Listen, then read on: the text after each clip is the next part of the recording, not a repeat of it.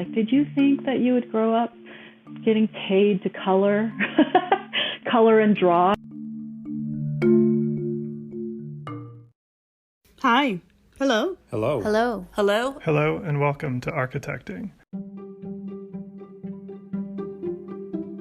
This is a podcast about the lives of architects. About the people and stories behind the buildings that we see around us and the images that brought them to life. And with the very international world that we live in, this show will purposefully be local and narrow, only focusing on the Colorado community of designers. Hi, I'm Adam Wagner. I'm the host of this show. I'm an architect who's worked for a dozen different firms in 3 different countries, but for the last 5 years, I've been rooted in Denver, Colorado, where I'm at Open Studio Architecture and I teach at the University of Colorado, Denver. I like connecting with other designers and learning from their experiences, so now I'm broadcasting these conversations with the goal of creating a stronger local community here in Colorado. That brings us to our guest today, Kitty Yuen, a principal and the Denver studio leader at Ratio Design.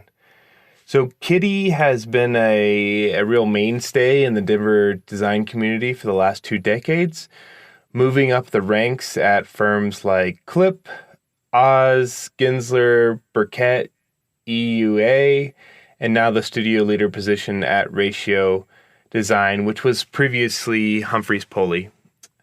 Beyond all this work, raising her twin daughters and being married to another architect, which she tries to keep a secret, Kitty is also very active in the AIA, where she was the Denver president in 2011.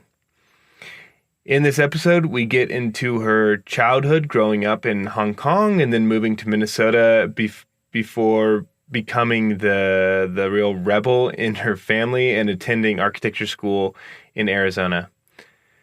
I hadn't known Kitty all that well before this conversation, but she is such a warm and energetic person that this conversation was quite enjoyable and hard to bring to a close. She has a great approach to design and leadership, pushing for the profession to be a positive force in our community. And I've also heard firsthand from some of her employees and colleagues just about how much her leadership and mentorship means to them, especially as a successful female Asian American here in Colorado. Kitty has some great knowledge of the Colorado design scene and a lot of good gossip, most of which I unfortunately couldn't release with this episode. But now I do have a lot of good blackmail material, and after the credits, you can hear what I'm going to do with it. Anyway, here's Kitty. Hope you enjoy.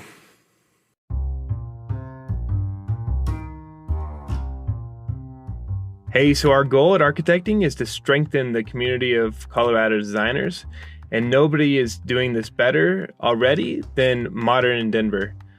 So Modern in Denver has been striving to bring designers together and to bring people to good design for a long time now.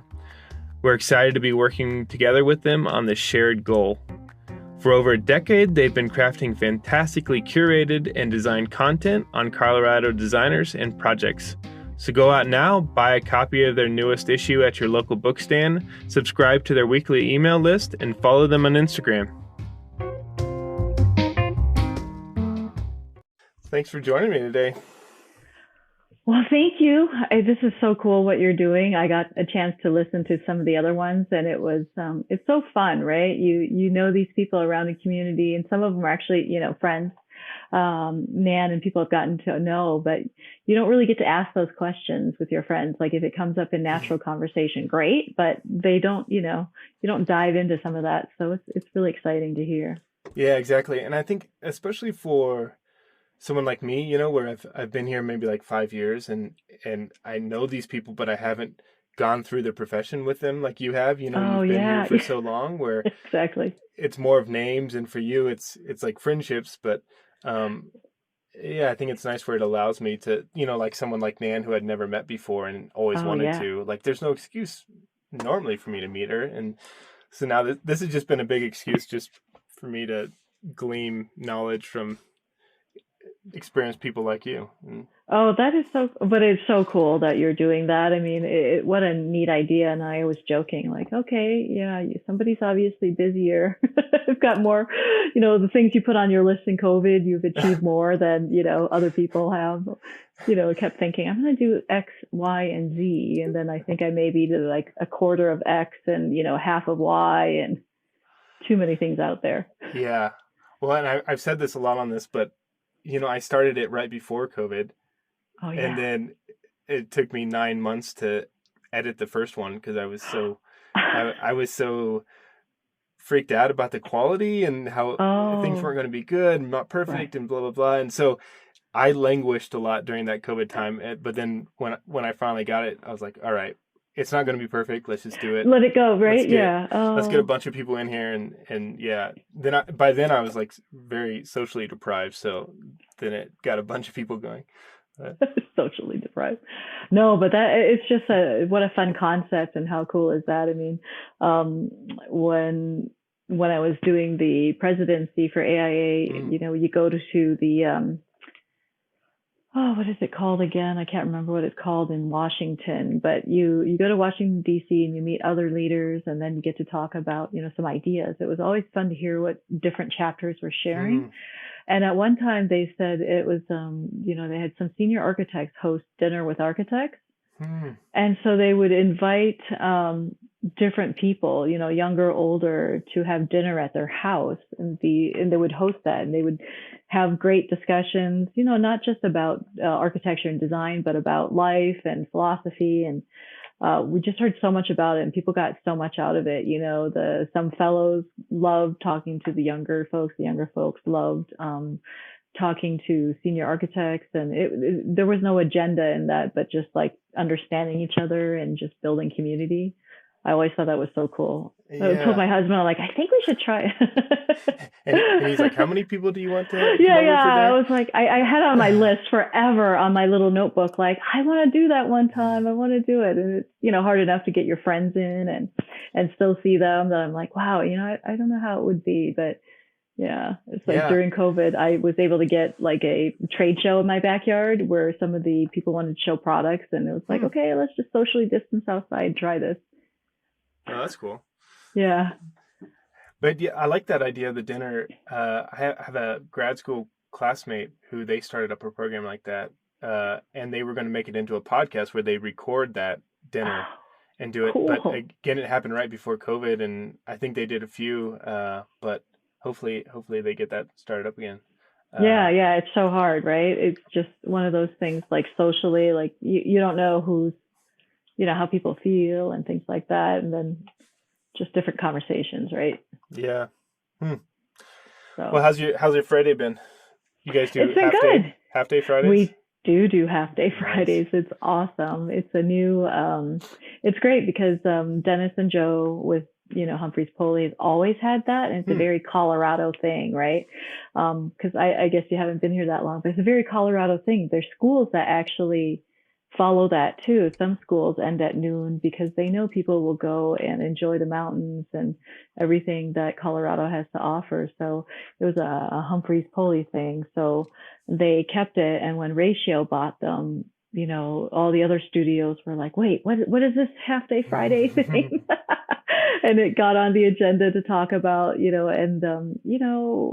people were really excited about that. It's like we already power through, at least 9 hours a day anyway. So they just did that. And then people tend to work harder and appreciate the time they're at work, looking forward to Friday afternoon where they can get, that work-life integration back.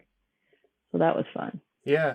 And people take it pretty well. Like I was in a firm and we did that, but then it was always too much work, and then nobody took it, and then you felt weird for taking it. And but to establish that, has to be, I think, kind of a broad spectrum, because you're right. I mean, we've had that, like what we called summer hours at other places I have, and you're always sitting there and you never get a chance. But they've done a really good job and really supporting that. So we don't really have, we try not to do meetings on Fridays. And so for some of the principals, and we catch up that day. We do a lot of catch up on emails and stuff, but it just feels better that you're not trying to, what do we call it? Work uninterrupted.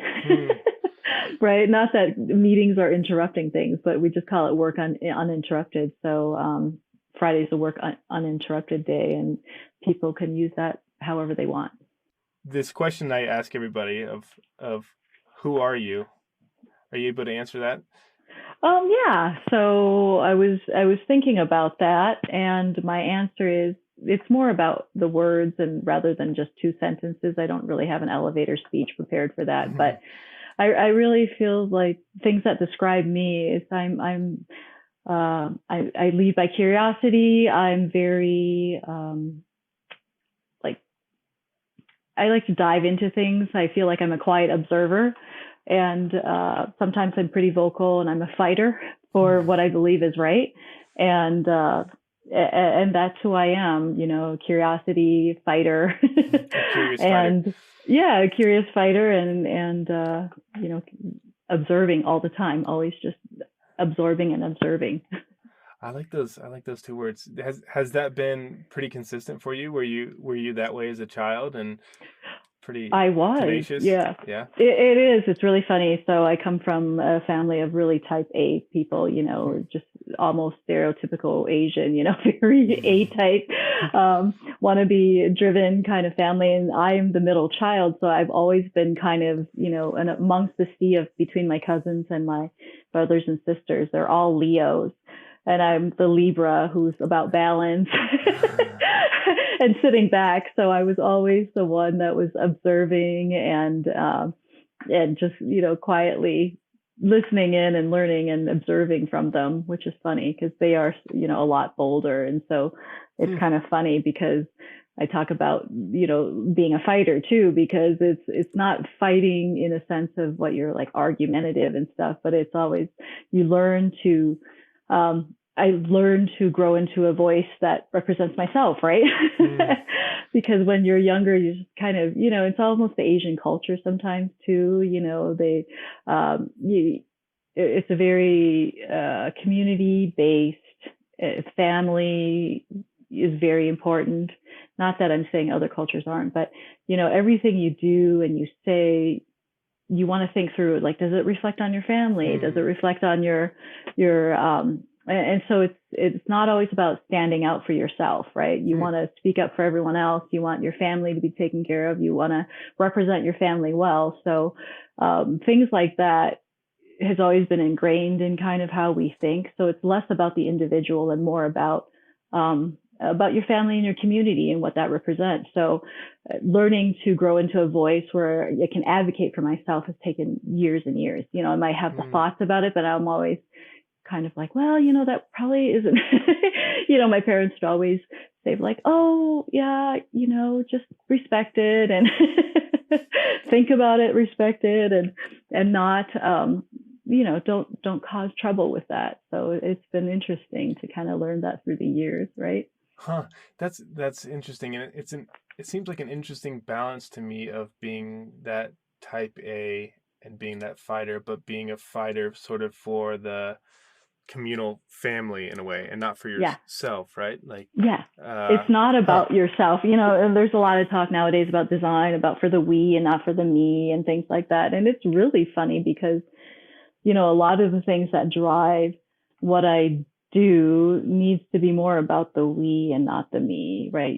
So it informs decision making, and I really have used that in design too, right? And working with my clients and making sure that all perspectives are equally voiced, right? And just kind of looking at it from everybody's different point of view, because, there's it's not so much people pleasing, but just making sure it's equitable, that we see all different parts, that you represent different things, and then all the different parts form that community. There's always someone that's a stronger voice, maybe a CEO, and it's always really fun to work with them. But it's also the ones I love working with, the CEOs that I love working with are the ones that really, they are the voice of their group, right? And they're not about themselves and trying to make a name for themselves. And I'm trying to think of Ivo Jurek. I just adore him. He's from Gates Corporation, and he was he had such an interesting way of approaching things. We're doing design with him, and he's really thoughtful about, like, yeah, I'm kind of the steward of this organization right now. I may not be here forever, but I want to do something that's great for the company, right? And so that's, it's kind of interesting when you have a thought like that, that you're responsible for a bigger portion and you're just a steward of the company at that time. But you're not I guess if you're a founder, like Steve Jobs or something, it's about your name, Bill Gates, it's about your name and what you think, and everything's around, what your philosophy is, and, what's that next transition and what's the next person. So I always find that interesting. Yeah, because it has to be a balance. I mean, especially like in your position, managing a design firm, of the balance between having a vision, right, and a direction, but allowing for that vision, allowing for other people to plug into that vision, right? Because I can see a sort of difficulty in that idea of, well, if we listen to everybody and everybody's involved, is it diluted? It turns out to a camel, right, a horse by committee, or something. But having that voice in that direction, but you're saying, allowing for the others to kind of, it's not a build off of it, and that's always fun. Yeah. So where did you grow up? I was born and I grew up in Hong Kong, and really? So I emigrated here in 79 or 80 kind of, and my whole family immigrated here. We were a little fortunate that we had friends in government that knew the handover to China. They were still in negotiations. They were trying to get Britain to not hand over to communist China at that time. And so those early negotiations, I think in the late 70s, was the first round where we knew it was really heading towards that. So there's some families, and probably the first group that emigrated here. Of course, as you go later on, in actually 1997, the last group had a harder time emigrating out, I think. So we emigrated to the U.S., and so it's been interesting. We went to Minnesota, and very Scandinavian portion. I used to joke about the very nice Scandinavian family. When I got here, it's like, are you adopted? Yes, someone adopted me and my whole family to come here. Yeah, it's not the obvious move, right? It isn't the obvious move. Yeah, it's like Anicia Street, right? From Trinidad to South Dakota. But so wow, so that's quite the move. So you really were. So when you were in Hong Kong, I mean, you had, like you're saying, a lot of family all around you, and then when you moved, I mean, most of that family came with you, but not all. My immediate family came with us, and we were really close with our cousins that we grew up with. But then we had another set of cousins that's why we located to Minnesota. My uncle was a kind of inventor for 3M, so it was interesting to move to Minnesota because that was kind of the headquarters of 3M. So that's why, of all the coasts, a lot of Asians moved to like New York or San Francisco, where there's kind of a Chinese community, and we had kind of created our own community in Minnesota for that. So that was kind of fun. But Hong Kong was very formative in observing and just observing architecture and urban life and how those things are the fabric of what you do, right? Yeah. Because how old were you when you moved? I was 10. Okay. I don't want to date you. I can edit this. No, that's okay. I was 10, so I was able to, have a good childhood remembering. It's really funny because my family had it's a pretty dense area. I don't want to get into like real estate costs for Hong Kong and things like that, but it is an urban environment. And so people always thought like, oh, what is life like when you live in a high rise living versus, having a lot of land. It's just different, right? So it's what you have, your your parks and your clubs, those are the extension of what the US thinks. Right now we live in a single family house, and everything you could possibly want needs to be right there, right? Yeah. You want the yard for your kids to play in. You want to be able to store your cars. And it's just a little different in high-rise living, right? So it's the same things can happen, but they just happen in different areas. So it's kind of a mindset to be able to do that. But, the parks are where you meet your friends. And we did have, my grandfather had bought a few units on a floor and connected them. So we did have a bigger apartment. And, I did learn to ride my bike in the apartment. Yeah. I'm not great at bike riding. So, but I did learn to ride a bike in the apartment and then eventually out in the park. But it's just different, right? Different ways of experiencing life. Yeah, it has to be, especially, like at 10, it had to be very formative, and just that proximity to architecture that you were within, right? And everything was built, right? And the fact that had on you, did you, when you started thinking about college, was that in the back of your mind of wanting to be an architect? Like, had you been thinking about that for a while, and influenced by that, or? Yeah. So my father is, he's very somewhat traditional Chinese, not somewhat, he's very traditional Chinese, but then he has very open mind in exploring things. So ever since we were little, we did a lot of traveling. He just believed in traveling and exploring different cultures. And we always found that fun. And not saying that he was an architectural enthusiast, but he was really about culture and the places where we were. So he took us we did a lot of traveling in Asia.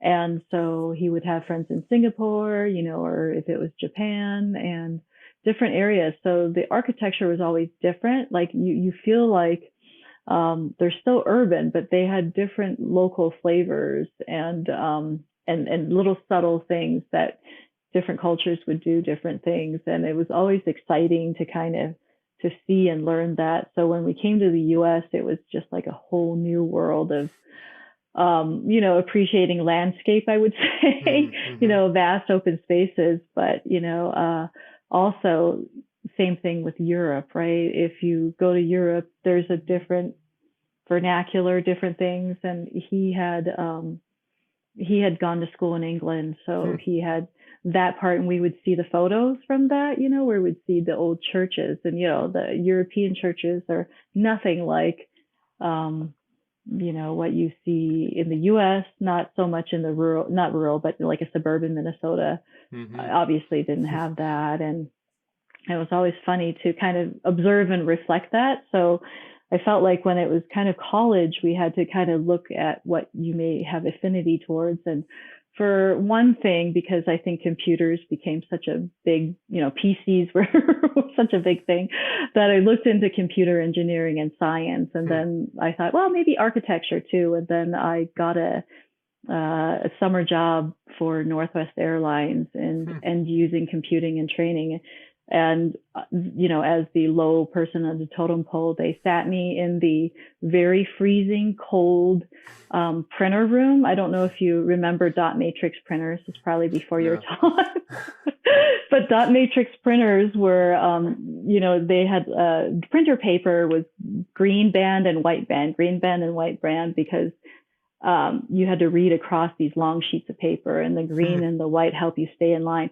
But they had these little dots and these little cogs that you roll the paper into, and then they print out things. And it was super loud, so loud that they would have these domes over to cover when the printing would happen. It would go all the way across. And so I was in a room with the other intern in this freezing cold room with these printers. And I thought, wow, this is crazy. And it felt so lonely because it was ice cold. And the guy next to me was like Loving Lotus. And I don't know if you know that program, but it's like a spreadsheet one. And he would time himself going in and out of these programs to fix things. And I just thought, wow, I think I need more social interaction than this.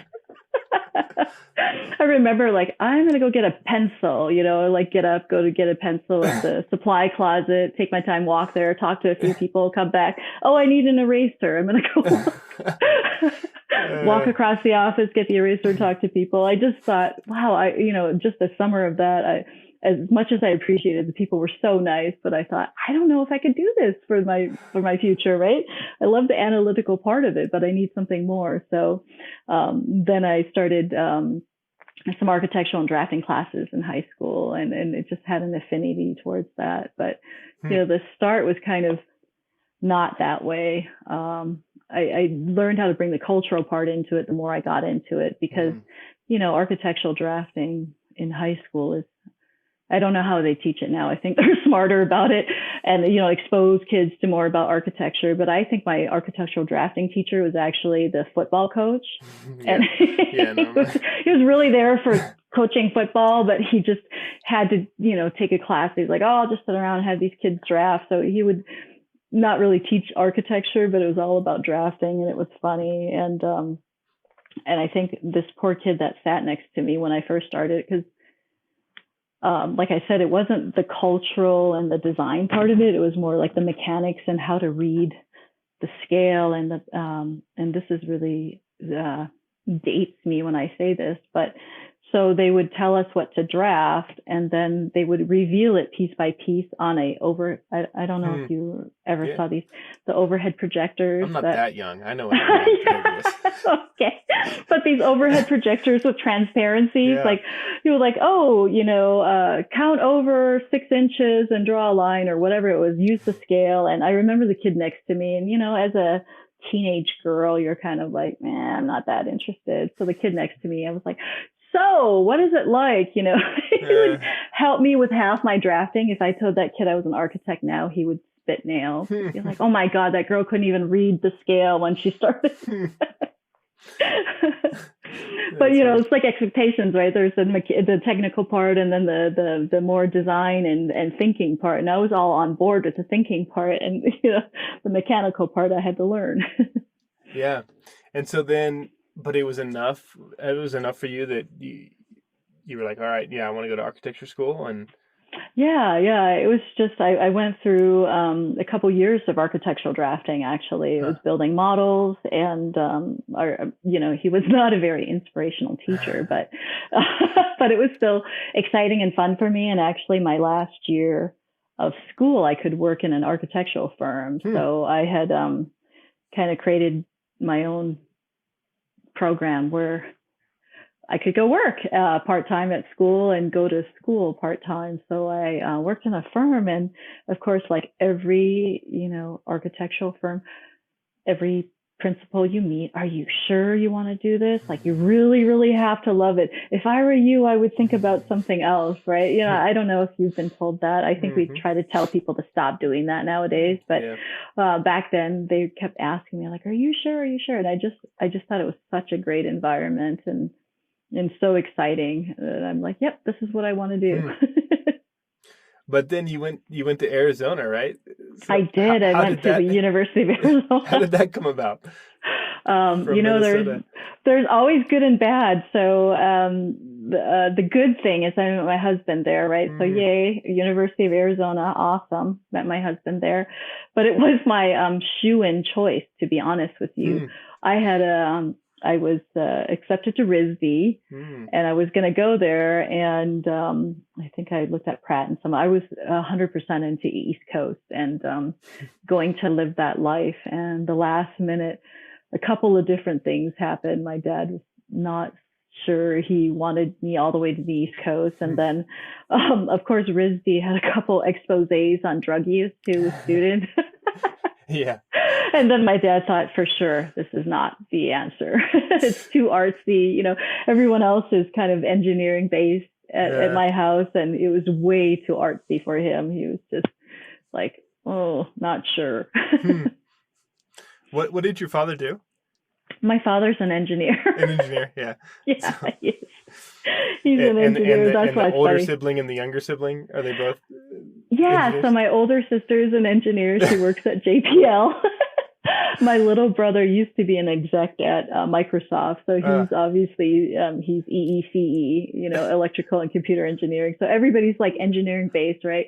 And when I said I want to do architecture, all they could think of like, are you going to get an arts degree? Is this just about art? And of course, my first job was it was great. I worked with the design director because I had spent my time learning CAD and rendering, and that was what I was interested in. Actually, that was what Arizona, I went there because they were one of the few schools that had we called it T-Rex. It was a machine, SOM.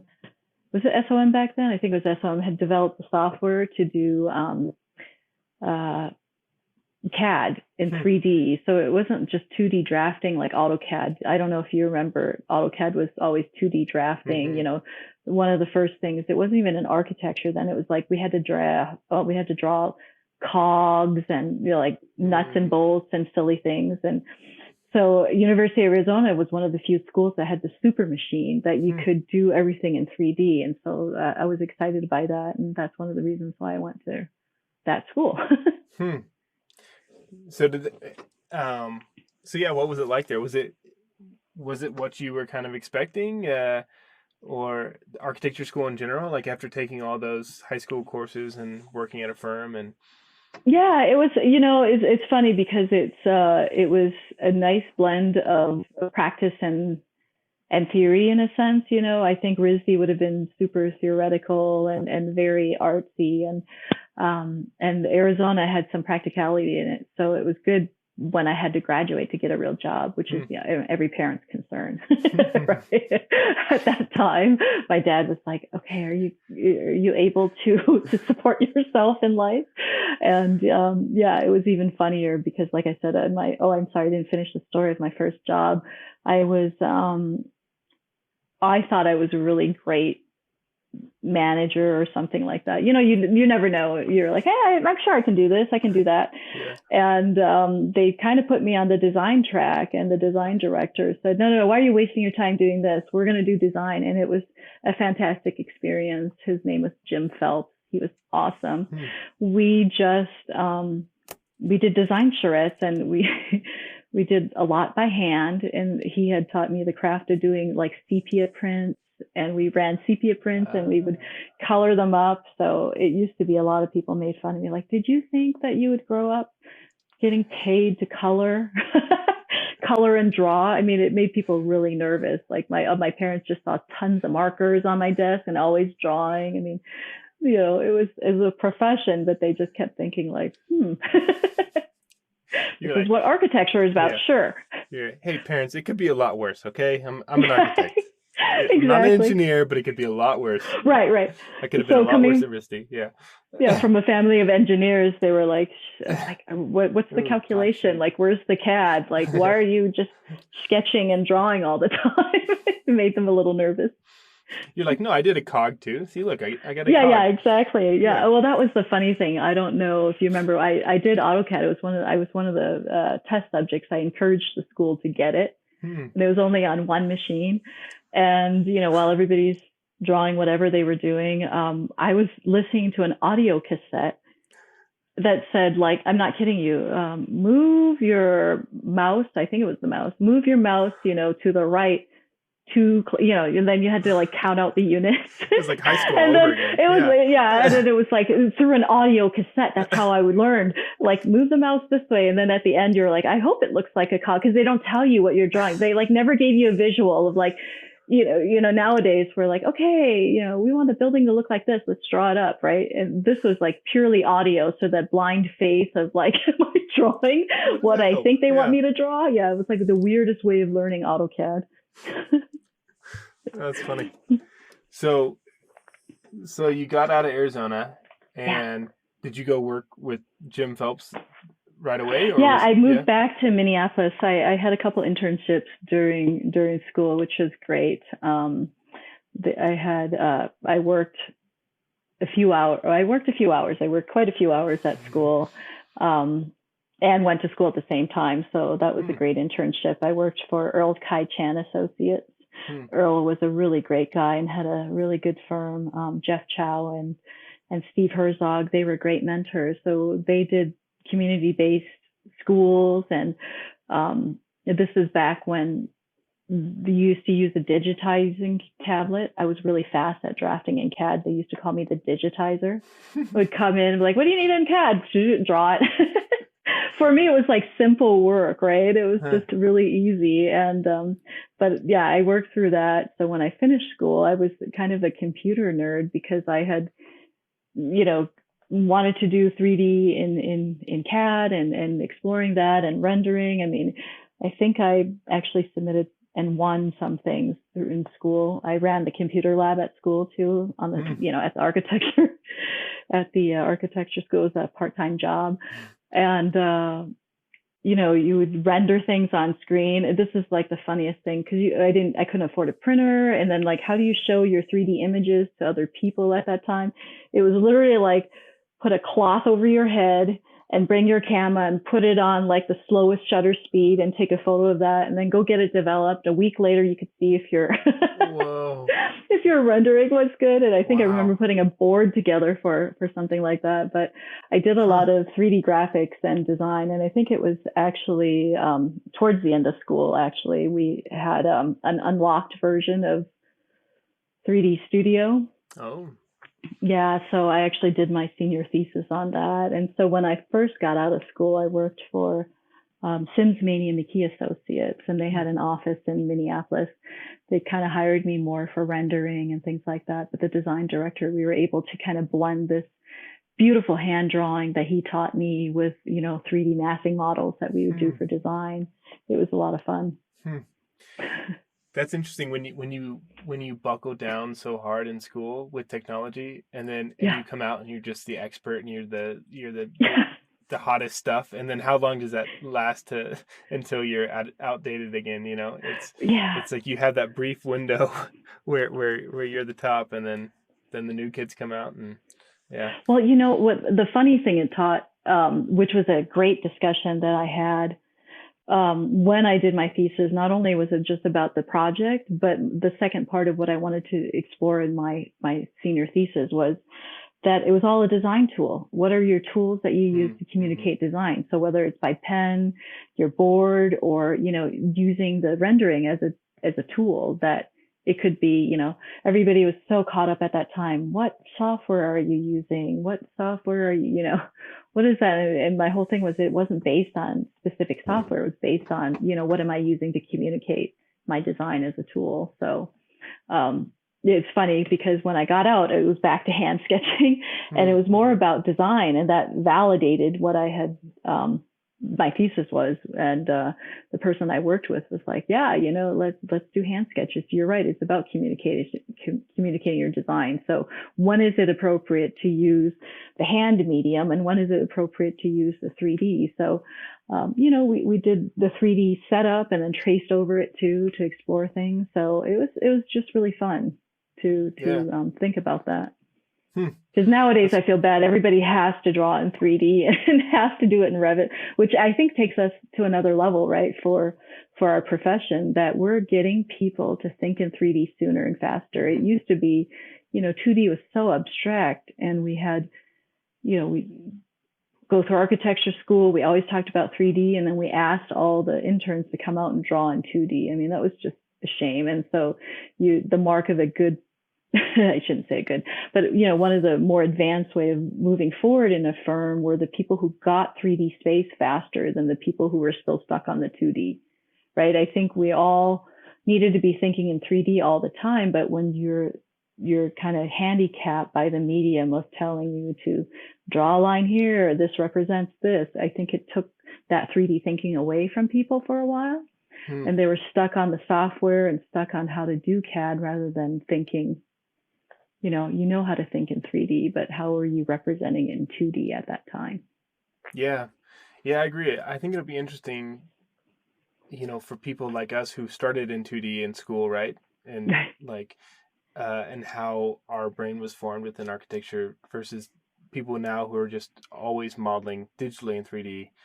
How, like you're saying, how they'll be thinking about space. And I think the key for me is just how do you still allow for looseness to be within the process, right? Yeah, Because right. it's the 3D models are so hard, and I really Yeah, don't like that discussion of like, oh, hand versus computer, whatever. Like, I think it's more of looseness versus, I don't know, hardness or something, right? Of right. like That is true. how do you allow Rigid for, and yeah, free. rigidity, and how do you allow for those mistakes to come in and enrich the project, right? Hmm. Um, and Yeah, I kind of see that more and more now with students, where technology's gone past just the 3D modeling, right, and into like yeah. iPad sketching and Photoshop collaging and things like that, where hopefully there can be some mistakes. And I like how we still get so much physical modeling in school, because Yeah. that also allows for that. But then with COVID, I'm interested to see what happened, because all those physical models kind of went out the Went door for the away. last year and a half, and to see kind of Right. what comes out of that. But yeah. Yeah, you're right. I'm so excited. I mean, that right at the schools, they're just doing things differently. I was talking to I'm on a knowledge committee for AIA nationally for Hmm. interior architecture. It was so fun. We had one professor on and another gentleman that still teaches. He works as an architect in New York City, and he has the most amazing schedule. And he'll get up in the middle of the night and teach a class in Japan still. Hmm. So he was telling me, what the students are thinking and how they're doing that. And it's always funny because what the students were craving, not just about design, was about community enriched design. Is very important to them now. It's not so much about just doing an iconic building. They Hmm. really wanted to, and COVID really affected that, right? How they engage with communities, how they explore that and think about it. So, you can't really experience that online. And Yutaka was telling about that, and it was really interesting. He said, they just crave, especially in Japan, right? They had some serious cases and they were really locked down. So trying to inspire the students to think about, community, about culturally and society, and not being able to go out and feel that, as they're developing their own drawings. It's like, imagine just working in your own apartment or bedroom and thinking about how you could help the community, but not really, get that sense and feeling into their design. That was really interesting when he talked Hmm. about that.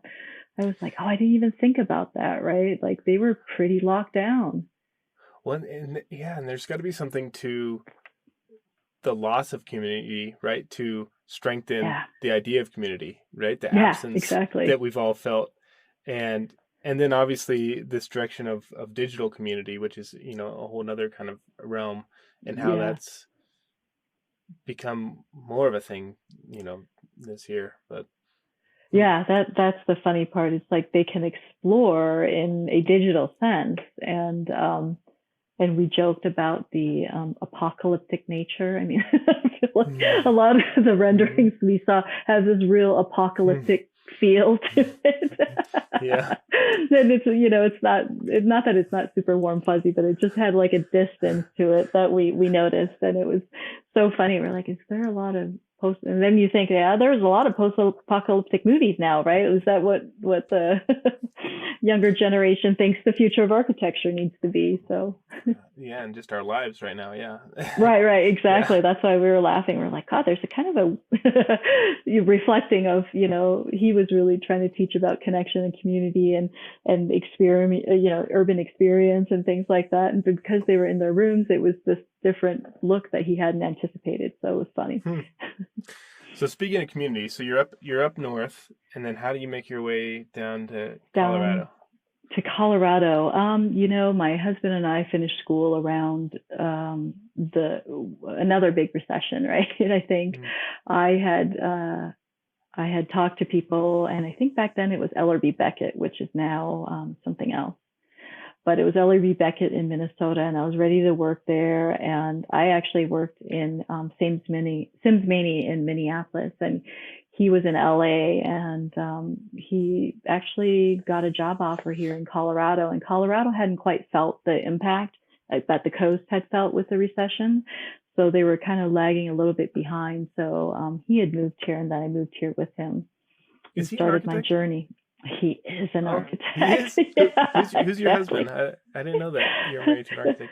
Yeah, it's a very little known secret. It's actually the biggest joke in Colorado. People that really know us, but we have not been linked as an architectural couple, and partially because he actually won one year. He won Young Architect of the Year. Oh, yeah. 1 year, like way back when I was doing my presidency.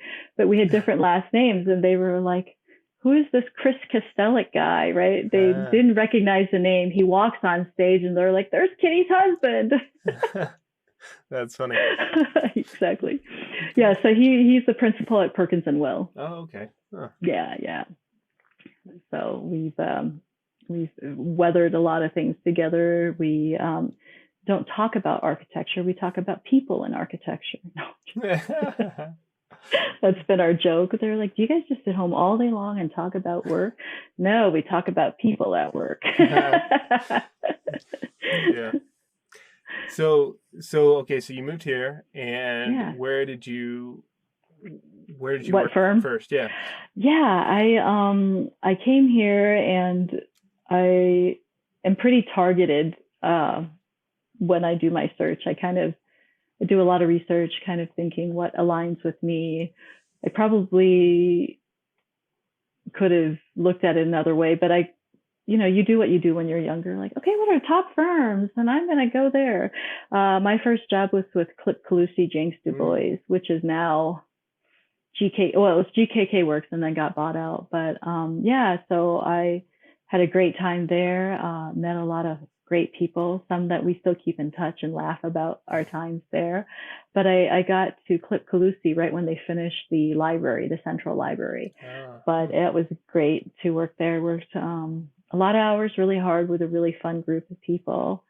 Then after that, I went to Oz Architecture, and that was a lot of fun. I still have really fond memories. Actually, Joe Levy lives down the street from me. I love harassing him. And he loves harassing me. He'll drive by and say really mean things, and then I get to throw it back at him. Nice. Good relationship. Yeah, a great relationship we have. So I was... Yeah, go ahead. No. So at Oz Architecture, it was a lot of fun. I love Joe and Jim and Tracy and Kelly. It was a really good time there. And I had met a lady when I was at Klipp that went to Gensler, and she had called me out of the blue and said, we're starting to do work in China. And have you met Jun Shah? He's from Shanghai, and my father's family's from Shanghai. So the two of us met a couple of times, and he's so dynamic. If you ever meet Jun, he could sell you anything. He's just full of energy and just so passionate about architecture. I met with him a couple of times. He was so great. He was like, you and me, a new face of China. Come on, let's go. Just basically like that. It just like drew me in. So I went to Gensler to work with June. But there were a lot of people doing China projects. I got sucked up in headquarter projects too. But that was the exciting part. Really spoke to me. And it's so fun to see what the China offices comes up with now from Gensler. I mean, it was great experience, and great to see in Shanghai. They were working, not right when I was there, but I was there for a long time. I was there for like almost 11 years, but they did the Shanghai Tower. That was so exciting to see that. He really brought a different dimension as they were developing that. And it was really fun to share that with my father, who would go back once in a while and just imagine, being associated with that. That was really, my dad was pretty proud of that too. You're like, see, Dad, I'm not just... Yeah, it's paid off, right? Yeah. I'm not just 20-some years later, here you go, Dad. Look what this cog turned into. Yeah. Exactly. This is a real profession. I don't just get paid to color and draw. Well, I color and draw, and then it gets built. But yeah. Yeah, but then it gets built, Dad. Yeah. So, yeah. So what happened? Because I feel like I've heard that before, that somehow like the Shanghai office got started from the Denver office It of did, Gensler. yeah, from June Shah, Oh, exactly. okay. So there was a Hong Kong office that had mainly done interiors at that time. So the Shanghai office was due to all the work that June created. I mean, he's, like I said, a fantastic guy. And he was working with his classmates, and then they all came up at the same time. While he's emerging to be a principal, they were emerging to be big decision makers in China, so that they could collaborate together and do these different projects. And so that's how that started. And obviously he's really smart, and he did the economics of that, right? So you could basically, well, actually, I take that back. Let me take a step back, because, it was, China had only allowed Western architects to work up to like DD level. And then you still had to team with a local to get it through. They wanted to not just give all the work away to the Western firms. They surely loved the design and the inspiration and the thought that came in from that, but they were still able to get the local folks to work. So there was another gentleman that was from Beijing that had connections too. So he kind of helped start the Beijing office, or find people and his classmates to work on that. And then June was able to find his group in Shanghai. So yeah, it did kind of start out of Denver and then became the China offices for Gensler. And they've taken off, right? It's amazing what they've done.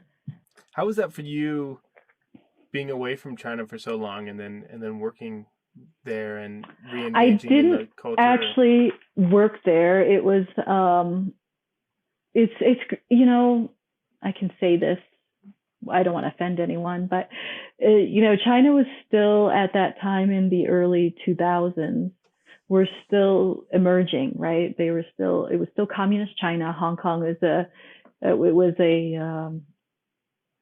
British colony. So I grew up with, the freedoms and all under British colonial rule in a sense.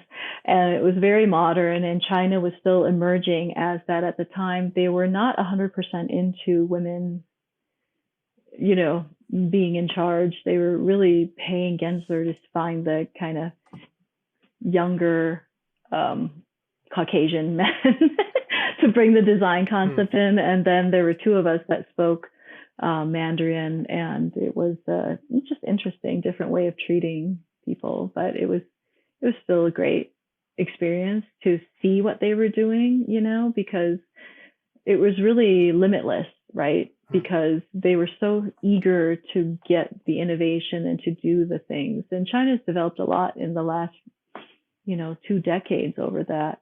And I don't know if you hear about the difference in that, because they were so fast at absorbing the technical, and they're so good at imitating or mocking things, that they weren't developing their own innovative thinking at that time. I think they've realized they have to do that now to be innovators. So they were really hiring Gensler and SOM and other companies for their innovation, and bringing that into their culture and into their design vocabulary. And now obviously there's lots they can do, and different people are playing parts of it. Yeah. But it was kind of interesting at that time. They didn't trust their own people, and they just kind of hired everybody out to bring that into them. Yeah. So that was a great experience, but then you left. So what was next? Where'd you go? I went to Burkett Design with Amy Burkett and Rick Burkett, and they were offshoots. Amy Burkett was an offshoot from Burkett Design, and it's funny because you look at the line of people that used to work. It was like a stepping stone, because I remember like, oh, that person went to Burkett Design, and they were kind of a competitor of Gensler in similar ways. But I went to work with Amy and Rick, and it was more intimate experience, doing some international work at the beginning with Amy. That was really exciting. One of the most rewarding projects that we did was the what we call AUAF, American University of Afghanistan in Kabul. We did a women's college there, a small little project, about 21,000 square feet, 21 to 25,000 square feet. And it was on the new campus where American University was going. And it's the second building on that campus. They were moving it from the old campus to this new area. And it's a larger site where they were going to gate it in. And it was really interesting because you just the level of security and what you need to think about in planning. So you look at the planning, it's like 2 levels of gates, right? There's a gate here and a secondary gate here. And then you go into the planning of the building, and you really have to think about, once they get through those 2 gates, what are we still protecting people from, and how we site the building, obviously, and what we wanted to do. But the university had some great people, and it was such a great cause because it was a building. The Department of Justice actually helped finance some of it too. It was kind of a multi-headed. There's private developers. There's American University, not private developer, but it's American University with some funding from Department of Justice. The U.S. helped funded it, and then there was some local support for that. And it was a great program to allow women. It was about entrepreneurship for women to have, and because if you think about these war-torn nations, and the whole philosophy and what they were talking about is women is always the backbone of a civilization, right? As the men were hunter and gatherers, they're the ones holding the community together and creating place and space for families. And then as men go off to war, they're still holding that place. And so with a lot of what they were doing, they realized women were a lot stronger if they could build that community together and grow it bigger.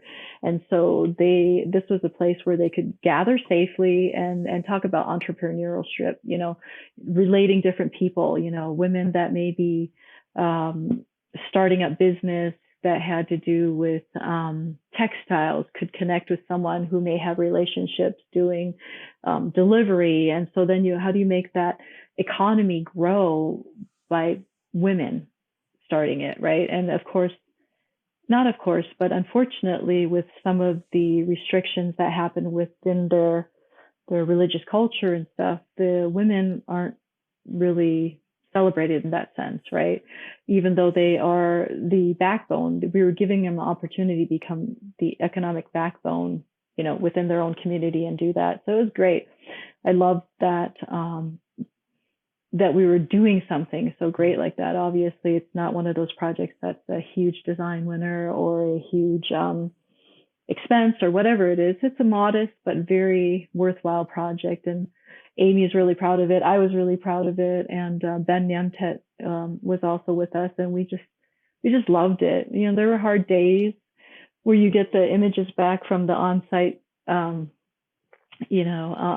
It's really interesting because in the U.S., we have scaffolding and it's all metal. You see all the metal scaffolding in China and in Hong Kong. My whole life, I was used to seeing the bamboo scaffolding, which everybody's like, how do they do that? It's like, it's the exact arm's length away is how they tie it. That's the module that they're working off.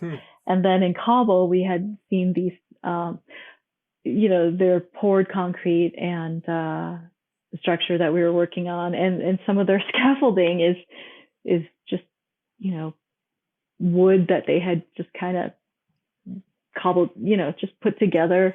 And then on one of the other frames that you'd see, this rudimentary kind of work, there's no OSHA. So we would laugh about the guy that we'd see in the Michael Jackson jacket that always seems to show up on every photo every week, right, from the construction site. He's not wearing a hard hat. He's just wearing his Michael Jackson jacket. It's bright red against all this gray, so he sticks out. And then every once in a while, you see a guy with an AK-47 protecting the job site. So it was patrolled and secured, and guns are a part of what they have. They want to protect that. There was one day where it was touchy there because they didn't support morally the concept of the school, and I think there was some article about trying to poison the water system over there, just to stall the project and things like that, not having the women. And that was it's always so interesting, right, to have all those perspectives, to understand what's going on politically, culturally, and what we do. We really don't design anything in a vacuum, and nor should we, right? Yeah. Yeah, I mean, it really confronts you with that power of architecture, right? As the thing that it is creating and standing for and pushing for, and that had to be a powerful experience of being able to work towards that and work towards such a strong goal and meaning. Were a lot of projects like that at Burkett? No, that was focus or. No, that was one of the really great ones that we were a part of and got to do. And Amy, her passion too, right? We would say it's like a project of a lifetime to really have something so meaningful like that. But a lot of the other projects were, I did a lot of corporate commercial and got to meet a lot of headquarters, right? And that's really fun, learning about the business of different people. Leprino Foods made cheese. I didn't know that they were even in Colorado, but they make mozzarella cheese for so many different people. And if you think about Little Caesars, Domino's, like whatever frozen cheese there is, they make that, based out of the technology that Jim Leprino and those guys did. And I did what was the other one? Oh, Liberty Global. Gosh, I love Mike Fries. He's the CEO. He's the CEO of Liberty Global, and he's an awesome guy. He's one of those where I feel like I learned so much from these leaders, even though it's not about architecture, but about life. We were heading to somewhere together. We were heading on his corporate jet to look at something for furniture. And it was one of my first times meeting him. And of course, his CFO had a stack of paperwork. There were basically requests from people for donations and for sponsorship from his company. And he had them laid out in the piece all over his desk, and he was looking at it. And, you would hear the pitches from different people. He's like, oh, this one's about this. The CFO was telling him all about it. And he was just such a interesting guy. He said, okay, so out of all of this, what is the biggest impact that we can make with what we do? Are we a drop in the bucket, right? Am I, spending, I don't know how much it was. It's just, I'm making it up. Like, is my $1 million, how far does my $1 million go? And I just thought that was such, I had such respect for him, because he's, being a good steward of their money and really trying to make change happen. And so I think about that now. It's like, okay, what's the best use of resources for this? Am I one of many, or am I really making a difference in that contribution? The idea of focus, kind of, right? Or Yeah. Like, it's an interesting way to approach money with clients too, right? Yeah. In a sense, like, not just talking about value or paying for what we really want. It's like, where do we want to be good stewards of their money, and how can we do that the best way that we can? Yeah. I mean, and you became a principal there, right? I mean, yes. So that idea, then that extended leadership position and money and focus has to become much more of a focus as you raise up in a firm, right? And understanding the kind of management of a place. Right. So they were. How did it merge with another firm? Did Burkett? It did. It merged with another firm at called EUA. They're from Milwaukee that bought us, and we merged. It's slightly different cultures. They're a bit more corporate, and Burkett at first was kind of like the Wild West, but it was a very entrepreneurial spirit. I mean, Amy and Rick never said no. They were always yes. Let's try it. Let's do it. And then we band together. Which I would say, not saying Burkett's similar to Big, but it was like, here's an opportunity, here's a problem. Then everybody jumped in and we tried to find the best of things. So, some of the projects that we won, it was like, okay, gosh, this is such a hard, fast deadline. How can we solve this problem? It was like, okay, let's break it into two wings. One principal leads this, one principal leads that. Let's come in and just show them two teams running parallel tracks. How should we do that? And it was so fun to do that with everyone. The brain power that we had, and the non-ego driven kind of approach. It was like, we don't really have to have this person be the only one leading. It was like, let's take turns, let's try different things. And that was that was part of the success, I think, of Burkett Design. And I think as we got the corporate culture that came in with EUA, we felt a little bit more siloed. It was like, you do this and you do that and you do this. And it kind of broke up that kind of chemistry that we used to have with everybody, just all hands on board, let's find a solution for this. So that kind of changed things a little bit. Yeah, I mean, they're still going on. They're still existing, but none of the principals stay. There's no principals there in that office right now that started with the merger initially, which is sad because we had such a good time. So you were there for a while until just this year, yeah, right? Until recently. I was there for 10 years. Yeah, Wow. I was there for 10 years and changed in December. And Ratio is a breath of fresh air. I'm getting to use a different part of my brain. I'm more strategic. So, thinking about strategy and running a firm and doing things differently, I get a real rush out of doing that, and with some really exciting people too. They were really funny because Bill Brown, who founded the company, I was pretty impressed with. I went to meet him and he said, please do not judge us. I know we look like a bunch of old white guys here, but that is not the direction I want this to head. I really do believe in the future is diverse, and I want you to be a part of it. And that was really exciting for me to hear that and think about that. I had different discussions on the other end about how to be more inclusive and more equitable, and it kind of didn't happen and fell on deaf ears. So I was really excited to hear Bill say that, and just amazingly working with Dennis and Joe, Dennis Humphries and Joe Poli. They are, icons in Denver, and still being able to sit with them and learn from them. I mean, they're really open to doing that. It could have stayed at EUA and be the only principal and kind of do that, but I felt like I had a lot more to learn and a lot more people to learn from. I mean, there used to be a friend of mine that joked, it's like, is it better to be the king of fools or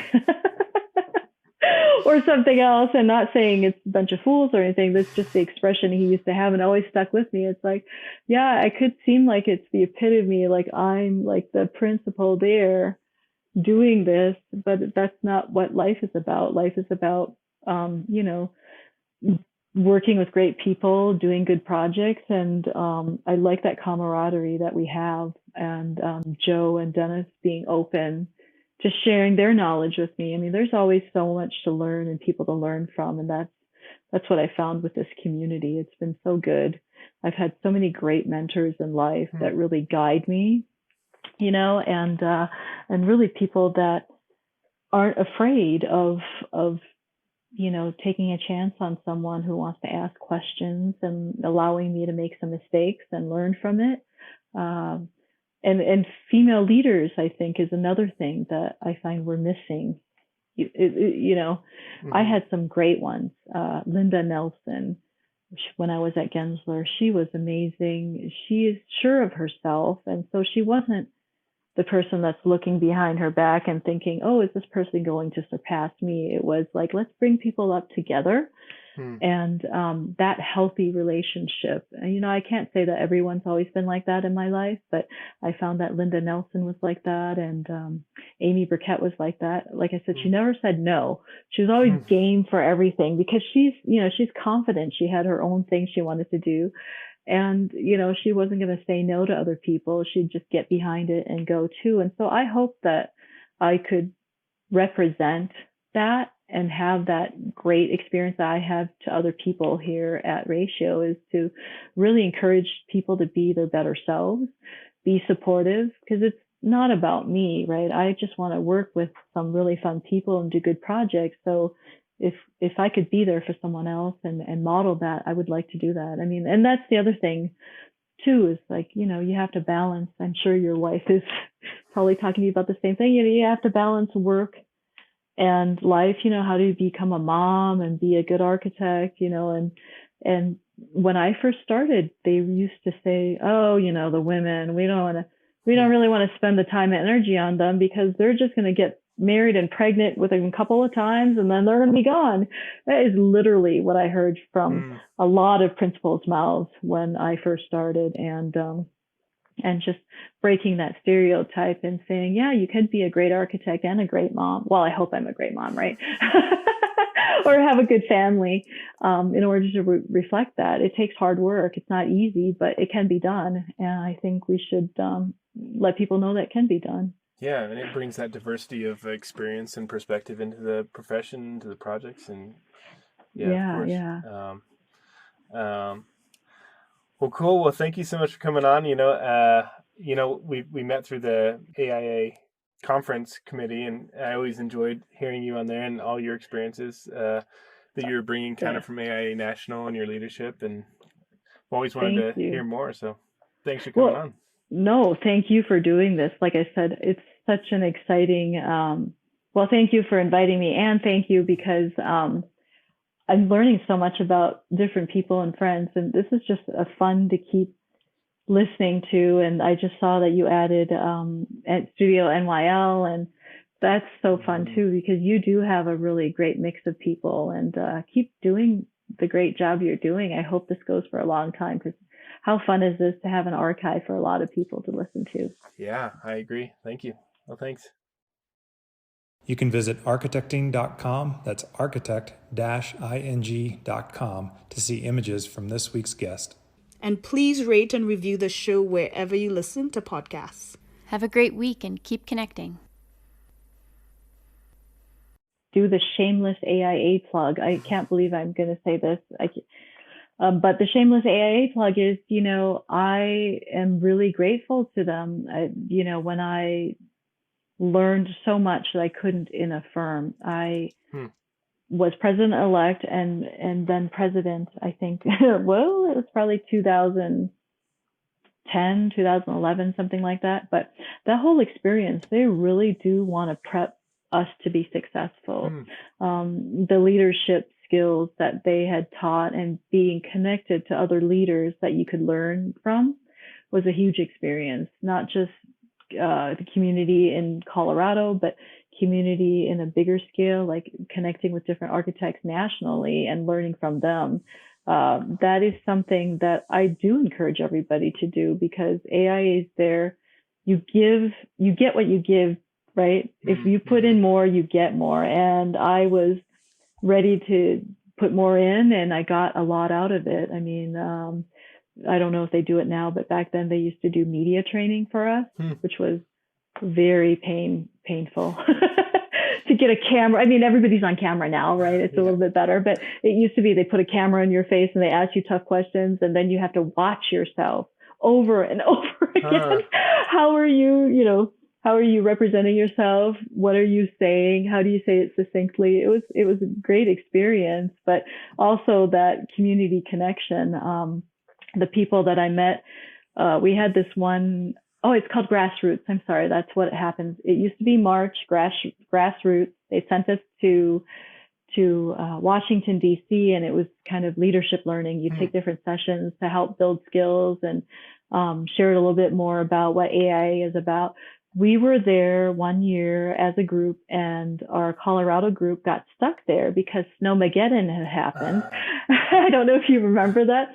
Snowmageddon had locked us in, and we were all stuck there together with no flights out, no trains out, no transportation. And we really bonded over that time. It was so fun. I remember just super snowy streets in Washington, D.C., no traffic. And we threw on boots and bundled up, and we walked the city. I think it was Joseph from Workshop 8, and I think who's the West person? I think Tanya and I met up one time with her husband, and it was just, we were all just walking together, but it was such a great bonding experience because we really got to know each other. And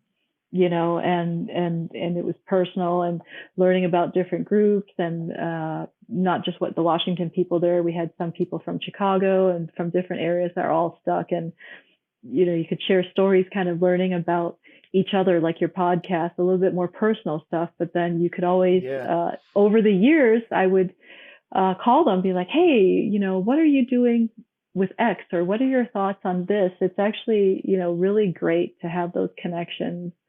Obviously, we don't talk about fees because that would be called collusion, but it's good to kind of get a reflection. Wink, wink. And yeah, exactly. It's always good to get the perspective, like, hey, we've worked with this client before. How you're experiencing this?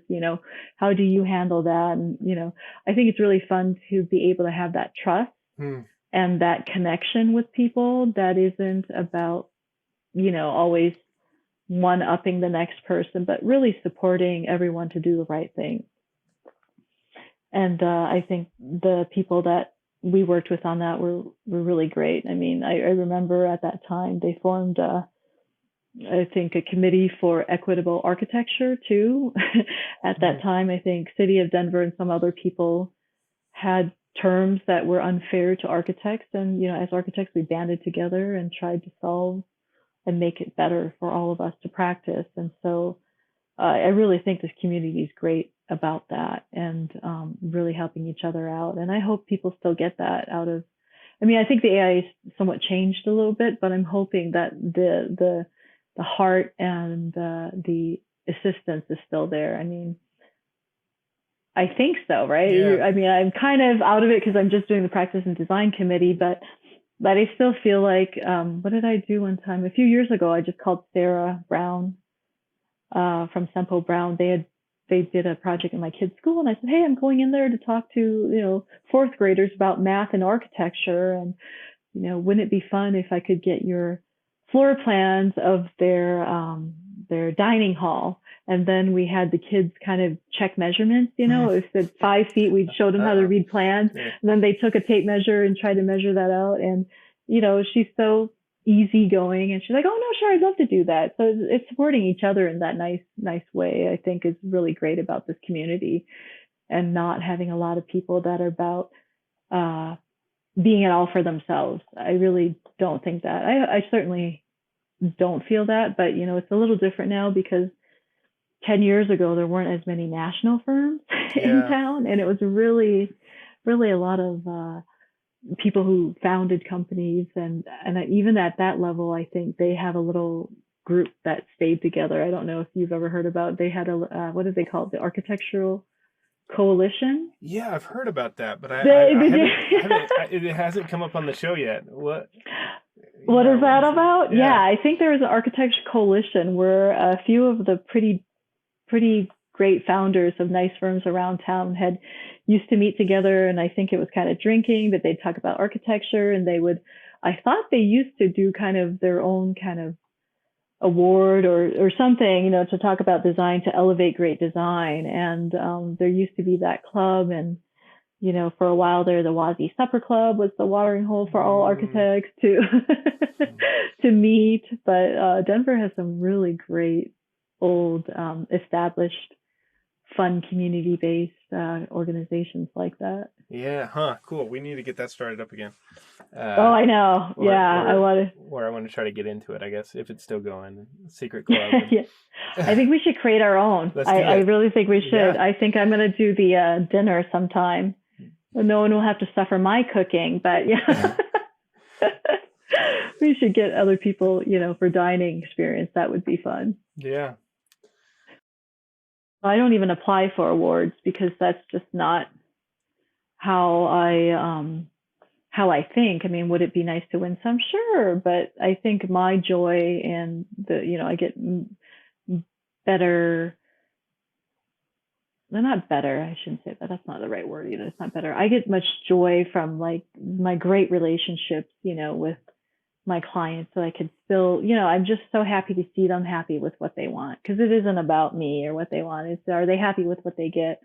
And I think I was on the floor one day, tucking carpet underneath a bench in a shower, in a locker room for Liberty Global. And one of the big guys was walking around, and he was touring someone in the space while I was, tucking carpet base. He goes, oh my gosh. And it made me feel so good, because he said, oh my gosh, she's like, I just love this. I come here every day and I feel like I work out, I get energized, and I come into this locker room and it feels like the Four Seasons to me. And I was like, oh, it felt like good to me, even though I'm on my just tucking carpet in because I want that to be perfect. But but that felt more to me than like, receiving the awards, because I just felt like, oh, somebody appreciates it as much as I wanted them to give it to them.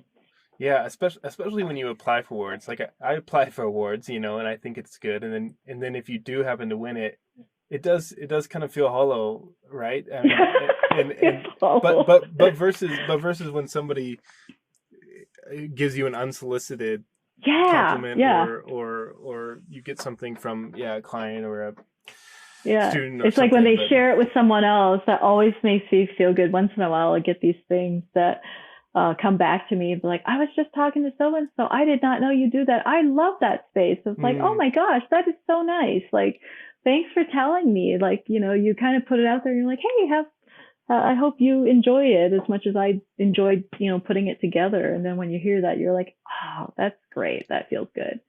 Yeah, exactly. I mean, that's the beauty of what we do, right? Like, just to get to the essence of like, what is so great about this? Like, what does that evoke? Like, not just the image, but what does that image recall? Are you telling me that, you walk through the space and you remember that being so dynamic that you want to bring that into this space because it should reflect that? I mean, that's the kind of stuff that's how I design, and that's how I love like getting into it with my group and like studying it and talking about that. It has a genesis of something. There's one question that you had, and I was just laughing so hard. Oh, what was your most interesting interaction with other well-known architects? I've got selfies. I got this awesome selfie with David, Ajay, Julian. I think it's Julian. Maybe it was Chris. But it was like there's three of us with David, Ajay, and a very cheesy selfie that we did. Let's see if I can put this. I think it's on. Sorry, nice. turn this light off. Yeah. I think it's like that. So we have this horror. We have this selfie, and then Ben and I used to try to do this every year, where we do selfies with famous people, and then we have another one with Rick Joy. Nice. And so we used to joke, we're like, we should do a whole series of them where we like get famous people, like selfies with famous people. Famous architect people but to us, exactly. It means nothing to anyone else but ourselves, right? Yeah. Exactly. We got it. Exactly. That's awesome. Send those over. I'll put them up. That would be funny. Yeah, those are funny because like you said, they're just architects, right? But it's like being a geek, right? Yeah. Architecture our heroes and our look towards exactly. Something. Cool. Yeah. Well, thanks for talking. You. Yeah. Take care. Good luck with everything. Thanks. Have a good weekend. Bye. Talk later. Bye. Are we recording? I'm gonna kill you. We're recording, but we'll cut this out. Yeah. I'm like, oh my god, I'm gonna kill you if you put this online I've ever to got so blackmail much me. blackmail against you now. Exactly. I would like to come onto Ratio, and I would like this much of a salary. Yeah. Wouldn't that be hilarious? I would do it. I'll be like, how was Adam the new principal at Ratio? How did that happen? You know what's so funny? If you did that, I would totally do it because I'd be like, power to you for doing that. I would laugh so hard and like, good on you for doing that to me. That's the whole reason I do this podcast, just for blackmail. I can rule this scene. Yeah. Wouldn't it be funny?